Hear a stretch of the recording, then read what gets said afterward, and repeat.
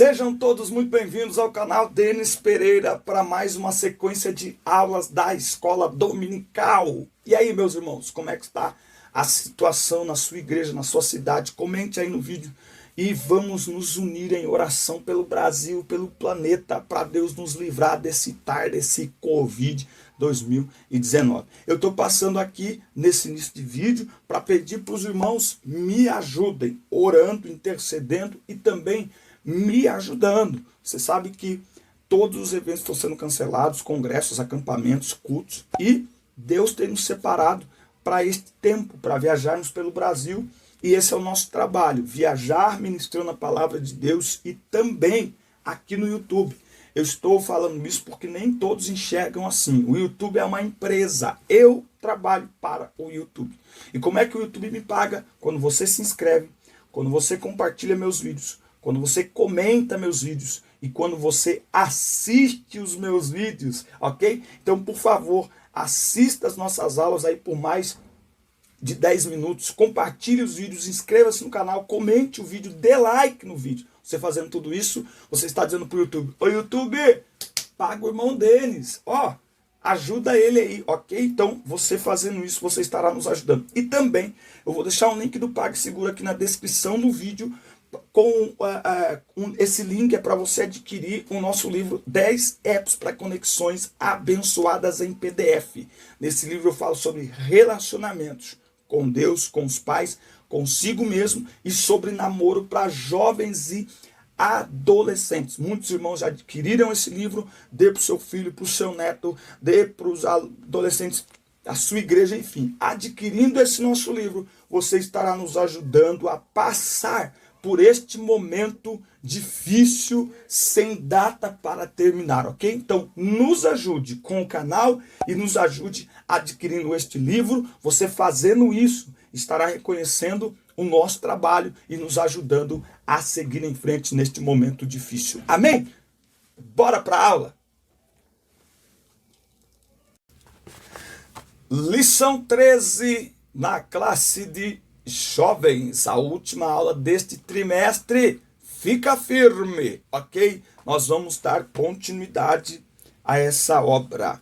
Texto do dia: porque assim como o relâmpago sai do oriente e se mostra até o ocidente, assim será também a vinda do Filho do Homem. Mateus 24 e 27. Síntese: pensar sobre as últimas coisas, o fim da história e a eternidade deve ser um exercício cotidiano e repleto de esperanças para todos aqueles que servem ao Cristo ressuscitado. Neste momento que nós estamos vivendo agora, temos que tomar cuidado para não fazermos um terrorismo espiritual, vamos dizer assim, não é? Tem gente que associa tudo e pega uns vídeos malucos e uns profetas, não sei o quê.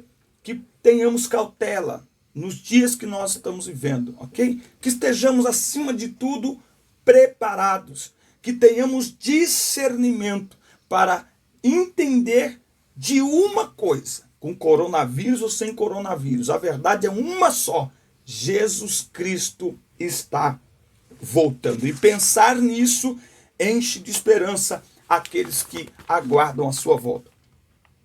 A igreja não pode ser reduzida a um balcão de negócios espirituais ou a um call center religioso, onde as pessoas só comparecem em virtude de questões de seus interesses privados. A igreja é um lugar de cura e de propagação da história do amor de Deus. A promessa do céu não é um exagero, mas sim a realização completa da vontade do Criador. E, em cima desse comentário da introdução aqui, as igrejas que cresceram vendendo a fé, mercantilizando a fé, estas igrejas, neste tempo que estamos vivendo, estas igrejas terão dificuldade de se sustentar, porque é quase que um contrassenso, né? As campanhas de fé e milagre, aí chega nesse tempo agora, vamos fechar, porque é perigoso pegar esta enfermidade. Não estou aqui fazendo nenhum julgamento sobre fechar ou não fechar. Estou dizendo que aqueles que se aproveitaram da fé para mercantilizar o evangelho neste momento que nós estamos vivendo, elas terão dificuldades de se sustentar. Tópico 1. Sua ressurreição e ascensão. A vitória é mais importante. A centralidade da fé cristã encontra-se no evento da ressurreição. Sem a compreensão, crença e defesa da ressurreição de Jesus Cristo, todas as demais doutrinas, tradições e rituais cristãos perdem sentido. Tá? Então, se não tem ressurreição, não tem nada, não tem evangelho. Né? Se nós não crermos na ressurreição de Jesus Cristo, não tem mais nada, não é? Porque se Cristo não ressuscitou, então ninguém vai ressuscita. Paulo vai escrever aqui, ó, em 1 Coríntios, capítulo 15, versículo 12. Ora, se prega que Cristo ressuscitou dos mortos, como dizem alguns dentre vós que não há ressurreição de mortos? E se não há ressurreição de mortos, também Cristo não ressuscitou? E se Cristo não ressuscitou, logo é vã nossa pregação e também é vã a nossa fé. Agora, ele diz assim, porque se os mortos não ressuscitam, também Cristo não ressuscitou. E se Cristo não ressuscitou, vã é vossa fé e ainda permaneceis nos vossos pecados. E também os que dormiram em Cristo estão perdidos.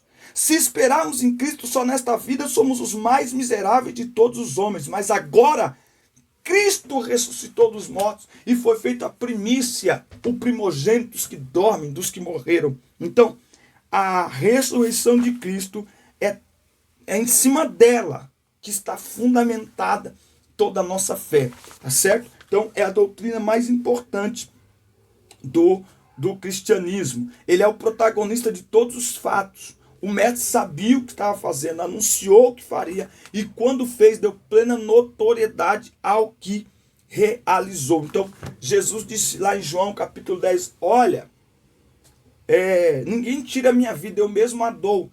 Jesus mostra durante o seu ministério, por diversas vezes, o seu propósito. Ele veio para isso. Lucas 19:10. Porque o Filho do Homem veio buscar e salvar o que se havia perdido. Quando Pedro tentou intimidá-lo, ele disse, fica tranquilo, eu sei o que eu estou fazendo, eu vim para isso, dá licença. Eu vim para isso. Então ele veio para isso. Não apenas para morrer por nossos pecados, mas também para ressuscitar.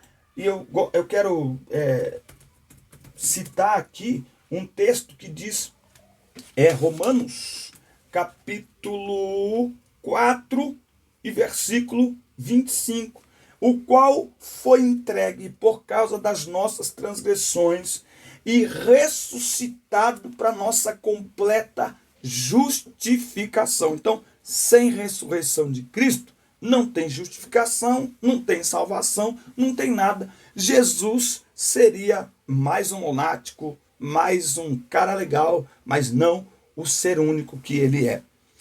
A ressurreição como pilar da fé. Em um de seus textos mais importantes sobre a questão da ressurreição de Jesus, Paulo afirma em 1 Coríntios 15, eu li alguns versículos agora, a centralidade deste acontecimento para a fé evangélica. Desta maneira, nosso esforço evangelístico não deve concentrar-se em anunciar títulos de igrejas ou ministérios, e sim no amor de Deus revelado através da obra da ressurreição. Posso falar? Posso falar? Eu vou falar aqui. Está na revista, comentou aqui. Trabalho evangelístico. O foco de um trabalho evangelístico é anunciar o evangelho. É pregar o evangelho. É mostrar que Cristo morreu por nossos pecados e ele ressuscitou. E que isso garante a nossa plena e eterna salvação. Às vezes eu percebo que os esforços evangelísticos são o contrário. Nós queremos atrair a pessoa para a igreja, para que na igreja ela escute a mensagem de salvação. Não. É na rua que a pessoa escuta a mensagem de salvação. E ao ser tocada por aquela mensagem de salvação, automaticamente, naturalmente que ela queira procurar uma igreja. Então entenda, a mensagem evangelística, eu estou enfatizando o que está na lição, nos comentários. A mensagem evangelística deve enfatizar, deve focar, deve priorizar a obra de salvação realizada por Cristo Jesus. De volta para casa, A ascensão do Jesus ressuscitado ao céu é o último ato público do ministério do Salvador. A convicção de que vamos ser levados para morar eternamente no céu está associada a estes dois argumentos básicos: a promessa feita por Jesus e sua ida antes de nós. Então, eu creio que eu serei ressuscitado, e Paulo deixa isso claro aqui em 1 Coríntios 15 também, porque Jesus ressuscitou. Se eu não creio que Jesus ressuscitou, então eu não creio que eu vou ressuscitar. Se eu não creio que eu vou ressuscitar porque não creio que Jesus ressuscitou, então como é que fica a minha fé? Mas porque eu creio que Jesus ressuscitou, assim como ele ressuscitou, eu também, se morrer antes do arrebatamento, um dia vou ressuscitar. Todos os irmãos, servos e servas do Senhor que morreram em Cristo no arrebatamento vão ressuscitar, ok? E crendo nisso, eu creio na ascensão de Cristo, ou seja, ele voltou para casa. Então é uma conta muito simples, muito lógica. Tem gente que faz seminário, conferência, escreve livro para ficar discutindo essas coisas. Eu entendo isso, eu entendo aquilo. Esses dias uma pessoa me chamou no WhatsApp para questionar algumas coisas sobre arrebatamento, porque eu creio assim. Eu falei, querido, eu nem vou discutir com você, você já está dizendo que crê desta forma. Continua desse jeito, bênção do Senhor. Eu interpreto de uma outra forma, ok? Porque para mim é muito simples. E Paulo, eu gosto de Paulo por isso. Ele mostra de forma muito simples coisas muito profundas. Cristo ressuscitou? Ressuscitou. Então eu vou ressuscitar. Cristo voltou para casa? Cristo foi para o Pai? Foi. Significa que todos que morrerem em Cristo ressuscitarão em Cristo e serão arrebatados por Cristo. Ponto. Isso aqui é o AIOU do Evangelho. Isso aqui é o primeiro ano letivo da educação básica. Cristo ressuscitou? Você crê nisso pela fé? Que ele ressuscitou? Creio. Então, você vai ressuscitar. Você crê que ele subiu aos céus? Que ele voltou para os céus? Sim. Então, pronto. Então, é por isso que a gente canta. Porque ele vive, posso crer no amanhã. Entende? Porque para o cristão, a esperança não é a última que morre. Por isso que o cristão tem esperança. Porque ele não espera em Cristo só nesta vida. Ok? Porque ele vive, temor não há. Mas eu sei que a minha vida está nas mãos do meu Jesus, que vivo está. Então, nós acreditamos que assim como ele ressuscitou, nós estaremos. E assim como ele subiu aos céus, nós subiremos. Falando nisso, tópico 2, o arrebatamento da igreja. Os argumentos presentes nos evangelhos em favor do arrebatamento. A promessa da vinda do Senhor Jesus para buscar sua igreja antes de um colapso global é um dos pilares da fé assembleana, conforme inclusive consta em nosso credo doutrinário. A despeito da existência de outras abordagens escatológicas, nós adotamos uma compreensão de que haverá um tempo de juízo e terror sobre a humanidade, e que antes destes tempos sombrios estabelecerem-se, Cristo Jesus volta glorioso para poupar sua igreja da provação que haverá sobre a humanidade. Eu, pensando nisso e crendo também desta forma, eu gostaria de pedir para que aqueles que acham que a igreja passará pela grande tribulação, e há alguns que acham até que nós já estamos vivendo o início da grande tribulação, imagine, se nós já estamos vivendo momentos difíceis, momentos complicados agora, imagine como será na grande tribulação. Isso deveria levar-nos a pensar e a reavaliarmos a nossa vida com Deus, para que nós possamos estar com Ele na eternidade, quando este tempo de grande tribulação chegar. Os pressupostos paulinos em favor do arrebatamento. Os textos mais associados à questão do arrebatamento são aqueles presentes na literatura paulina, sendo os dois mais relevantes, 1 Tessalonicenses 4, 13 a 17 e 1 Coríntios 15, 51 a 54. Ele diz aqui em 1 Coríntios: eis aqui vos digo um mistério. Na verdade, nem todos dormiremos, ou nem todos morreremos, mas todos seremos transformados, num momento, num abrir e fechar de olhos ante a última trombeta. Porque a trombeta soará, e os mortos ressuscitarão incorruptíveis, e nós seremos transformados. Corrupção aqui é o que passou pela mortalidade, não é? Porque convém que isto que é corruptível se revista da incorruptibilidade, e que isto que é mortal se revista da imortalidade. E quando isto que é corruptível se revestir da incorruptibilidade, e isto que é mortal se revestir da imortalidade, então cumprir-se a palavra que está escrita: tragada foi a morte na vitória. Então, nós cremos no arrebatamento da igreja. E esse texto de 1 Coríntios, eu sempre indico para os jovens, para os adolescentes, para a igreja: leia o capítulo todo. São 58 versículos lindamente escritos pelo apóstolo. Em ambos os textos está bem clara a imagem do encontro entre a igreja e Jesus. Aqui em 1 Coríntios 15, capítulo 51, versículos 51 e 52, está deixando muito claro que é no arrebatamento da igreja, que nós entendemos que se dará em 2 etapas, ele não será visível.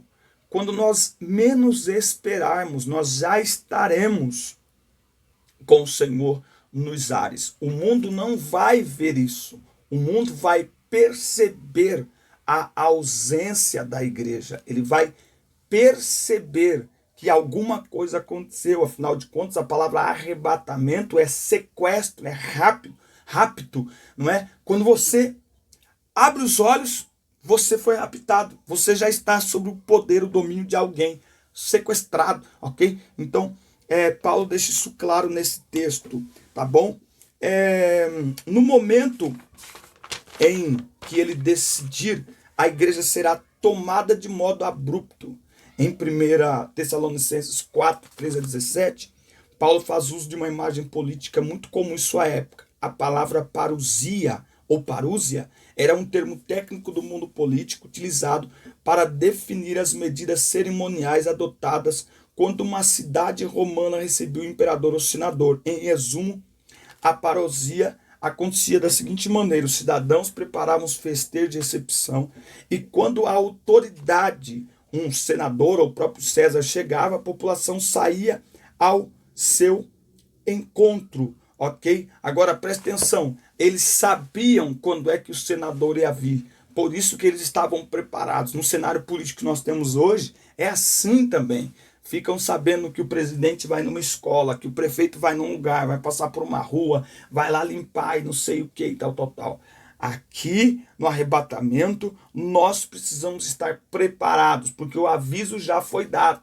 A data não foi revelada, mas o aviso foi dado.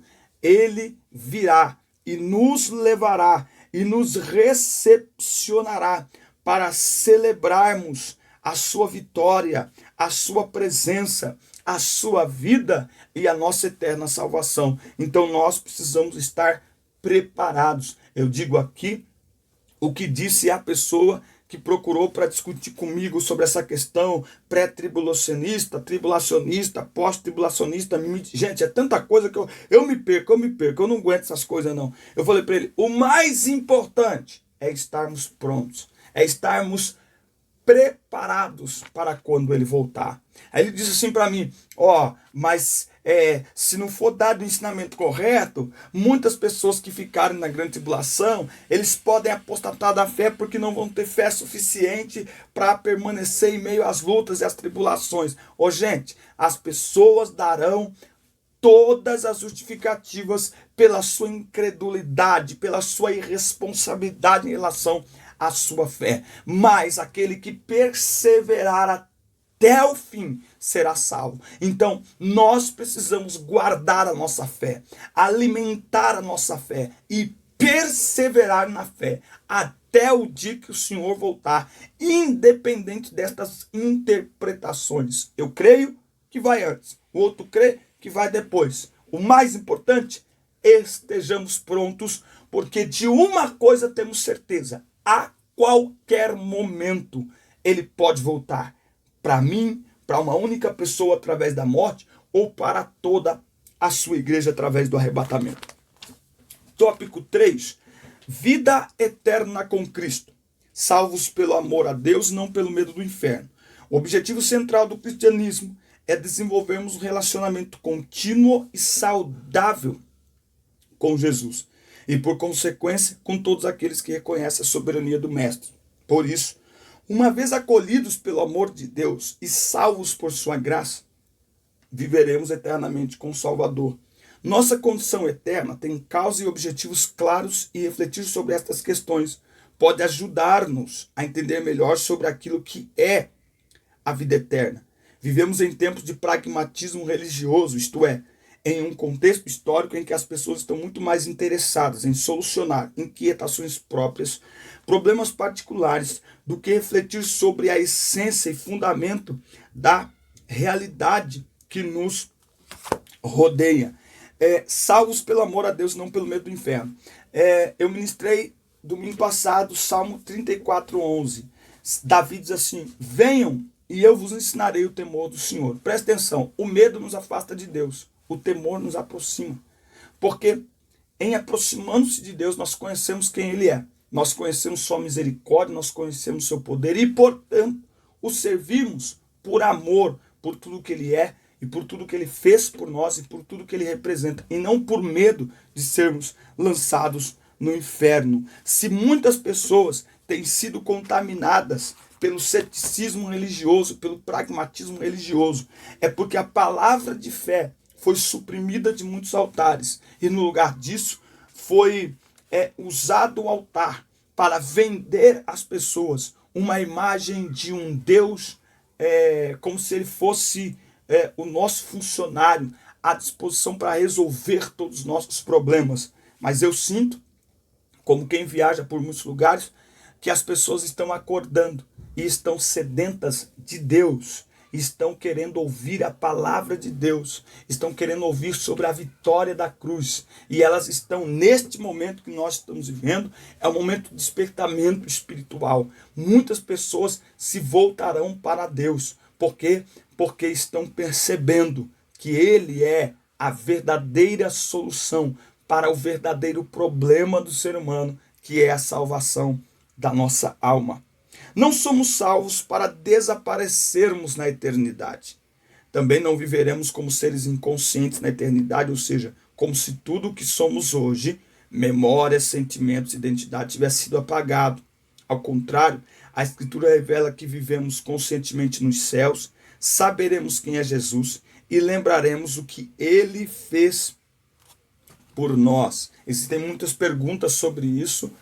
Nós podemos especular e perguntar, a Bíblia nos dá algumas informações, mas eu sempre digo aos alunos, a Bíblia não diz tudo, ela diz o essencial. Existem coisas que quando chegarmos lá, é que nós vamos entender perfeitamente. Nós temos o texto que fala do Lázaro, e Lázaro no seio de Abraão, o rico no Hades, e um consegue identificar o outro e conversar com o outro, que mostra que a nossa memória sobre aquilo que nós estamos vivendo aqui, ela vai permanecer. Porém, eu sempre digo que quando uma pessoa ela muda de um país para outro, e esse lugar para onde ela vai, ele é muito diferente, muito superior ao lugar de onde ela veio, com o tempo ela esquece dialeto, ela esquece a cultura, ela esquece a alimentação. Então, o céu, gente, é uma dimensão que não tem palavras para descrever. Então, você acha que a gente vai lembrar de boleto que tinha para pagar, irmão? Você acha que vai lembrar da internet que ficava travando? Não faz sentido. Mas nós também não iremos se tornar vegetais, né? Seres vegetativos no céu, Não. E nós vamos trabalhar, viu, irmão? Jesus disse assim, meu pai trabalha até agora. Então tem gente achando aí que vai chegar no céu, sentar na esteira, ligar o Netflix e ficar curtindo série. Trabalho. Por quê? Porque nós somos chamados para isso. O regresso ao estado de plenitude. O desastre do Éden maculou a humanidade de várias formas. Pecado, sofrimento, dor, morte. Contudo, nosso Deus restaurará todas as suas promessas em nossa vida celestial. Por isso que Efésios 4:13 diz, até que cheguemos a varão perfeito, a unidade a estatura da unidade de Cristo. Então, ele está mostrando que a gente está sendo levado de volta ao estado de perfeição. Não haverá mais oportunidade para a operação do diabo, pois este será finalmente condenado. A consequência direta disso é que o pecado não terá mais atuação entre nós. O diabo estará condenado, o mundo restaurado conforme os planos do Pai, e todos nós libertos da opressão da natureza carnal. Eu quero terminar lendo Romanos, capítulo 8, versículo 16, ele diz que, versículo 23, e não só ela, mas nós mesmos, que temos as primícias do Espírito, também gememos em nós mesmos, esperando a adoção, a saber, a redenção do nosso corpo. Através de Cristo, nós somos libertos da escravidão do pecado, salvos da condenação do pecado, mas o pecado ainda está em nós. Romanos 7, do 14 até o 25. O pecado está em nós, o pecado habita em mim, o pecado procura a todo custo me dominar. Mas Paulo está dizendo aqui em Romanos 8, 23, que o nosso corpo, a nossa carne, ela geme como quem está em dores de parto, ou seja, é um gemido com expectativa, com esperança, para o dia em que o nosso corpo será redimido. Logo, o pecado não terá mais presença em nós, então o pecado não será mais um problema para nós. De uma vez por todas, estará aniquilado sua força, seu poder, sua escravidão sobre nós e sua presença em nós também. Amém, meus irmãos? Deus te abençoe. Deus abençoe você por mais um trimestre à frente da escola dominical. Não se esqueça, inscreva-se, compartilhe, comente o vídeo, dê like no vídeo, participe das nossas aulas. Nós continuaremos aqui servindo ao Senhor e servindo aos irmãos. Deus abençoe.